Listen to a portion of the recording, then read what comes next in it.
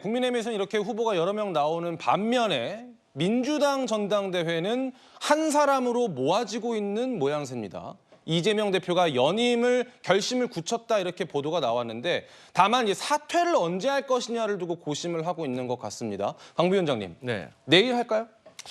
저는 조만간 할 것으로 저는 예상을 하고 있는데요. 말씀하신 것처럼 저희 민주당 같은 경우는 지금 현재 상황이 이재명 대표가 대표를 연임하는 것이 기정사실화되어 있는 상황입니다, 사실. 근데 그런 공감대가 이루어진 이유는 무엇이냐면 최근에 저희 민주당이 이재명 대표의 강력한 리더십으로 인해서 정치적 효능감이 있다라는 평가를 받고 있어요. 그러니까 과거로 따진다면 법사위원장을 우리가 이렇게 치열하게 가져와야 되느냐, 또 11대 7이라는데 이 원구성을 하면서 갈등을 계속 이어가야 되느냐를 두고 내부에서도 사실 갈등 관계가 있었을 겁니다. 예. 하지만 이재명 대표가 강력하게 리더십을 가지고 있기 때문에 이런 것이 오와 열이 딱 맞아가지고 강력하게 여당과 지금 견제를 잘 하고 있는 상황이기 때문에 이런 상황에서는 다른 누군가가 당대표가 된다고 하더라도 사실 허수아비가 될 가능성이 매우 높습니다. 어허. 오히려 이런 게 더 책임 정치 차원에서는 더 비겁해 보일 수가 있는 것이기 때문이거든요. 하지만 전당대회는 또 다른 문제입니다. 그러니까 전당대회는 꼭 후보가 당선되기 위해서 경쟁을 할 수도 있는 거지만 저는 앞으로의 민주당의 미래를 위해서 포스트 이재명도 발굴해가는 것도 매우 중요하다. 과거에 이재명 대표도 대선에 출마를 했기 때문에 주목을 받았고 또 지금의 위치에 이른 거기 때문에 저는 민주당에서도 한 70년대생 X세대 정치인들이 좀 출마를 해서 본인의 앞으로의 비전에 대해서도 한번 국민들과 당원들께 평가받고 또 다채롭게 나와서 또 라이징 스타가 조금 나오는 그런 전당대회가 됐으면 좋겠다 이런 생각해 봅니다. 알겠습니다. 전해주신 대로 민주당에서는 이재명 대표 한 사람으로 모아지는 분위기가 아주 만연하죠. 팽배하죠.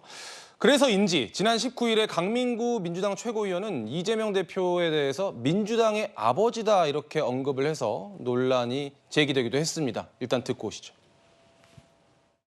더불어민주당의 아버지는 이재명 대표님이십니다. 이재명 대표도 불편하셨죠. 제발 그러지 말라고 좀 말려달라 이렇게 따로 이야기를 하셨죠. 국민들이 공감하지 못할 그런 표현을 쓰지 않도록. 장윤 변호사님, 네. 이재명 대표도 좀 불편해했다고 합니다. 그렇죠. 정치적으로 득될 게 전혀 없는 상황이었거든요. 왜냐하면 최고위원들이 여러 본인들이 언론 앞에서 이야기하는 뭐 발표 형식의 이런 문서를 당대표가 다 통제할 수도 없습니다. 통제하는 게 적절하지도 않고요. 그런데 그날 첫 최고위원 회의에 이제 자리를 한 이게 지명직 최고위원이고 험지인 대구에서 민주당으로서는 상당히 이제 당세가 약한 곳에서 어렵게 정치하고 출마를 여러 차례 하신 분이 이제 본인이 이제 이번 주 지난주에 아버지께서 돌아가셨다 이런 개인적인 소회를 밝히면서 이제 당에서 민주당의 이재명이 이제 험지에서도 얼마나 많은 공을 들였는지 이제 아버지 같은 존재다라고 이야기를 했습니다. 그렇지만 정치 영역에서 아버지라고 평가할 때는 뭐 건국의 아버지, 민주주의 아버지 이미 역사적 평가가 끝난 인물에 대해서 보통 이런 언사를 쓰기 때문에 과여불급 아니냐, 지나친 상찬 아니냐라는 지적이 당연히 나올 수밖에 없었던 것 같고요. 그 맥락에서 이재명 대표도 왜 말리지 않았느냐라는 이야기가 또 당내에서도 나왔기 때문에 정치적인 부담이 된 것도 사실이어서 천준호 비서실장을 통해서 이런 발언이 나오면 좀 자제해줬으면 좋겠다라는 의사까지 전달한 게 현재 알려져 있습니다. 알겠습니다. 일단 민주당의 지난주 분위기를 좀 전해드렸고요.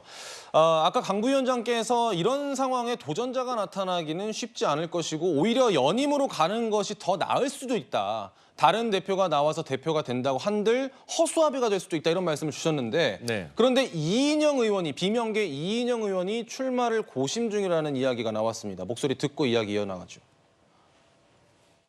당원 당규를 건드리는 이런 과정보다는 민주당이 무엇을 할 것인가, 국민의 먹고 사는 문제, 또 아픈 것을 해결하는 문제, 저라면은 그걸 건드리지는 않았을 것 같습니다. 이인영 의원은 출마를 실제로 조금 할 가능성이 있는 건가요? 저는 개인적으로 어쨌든 최재성 전 전무수석이 방송에 나와서 공식적으로까지 말을 했기 때문에 저는 충분히 근거가 있고 또 출마로도 이어질 수 있다고 생각을 합니다.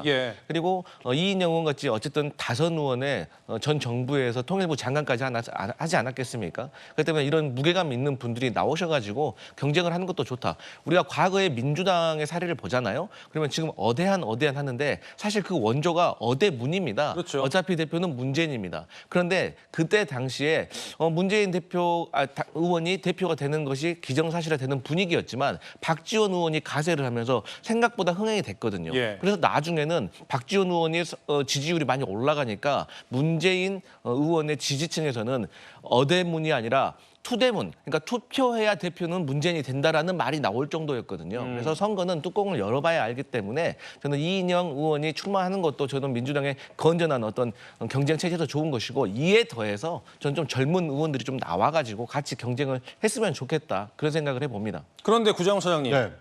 그런 생각을 할 수도 있다는 분석도 나오는 것이 나가봤자 들러리가 될 뿐 아니냐. 근데 반대로 민주당 지도부에서는 다른 후보들이 나와주면 고맙다라고 이야기하는 것은 추대 형식으로 되면은 민주주의처럼 보이지 않기 때문이 아닐까 이런 분석들이 나오는 것 같습니다. 그렇습니다. 민주당이 민주성을 일치하는 정당이다라는 것을 보여주려면 경쟁 체제가 만들어지는 것이 아무래도 유리하겠죠. 추대 형식이라면 민주당의 아버지가 이재명이 맞구나. 이것을 추인하는 꼴이 되지 않겠습니까? 아무래도 이번 민주당 전당대회가 흥행을 하고 또 당내에 지금 이재명 체제가 견고하다고 알려져 있는데 실제로 투표를 해보면 몇 대 몇인지가 나올 가능성이 크지 않습니까?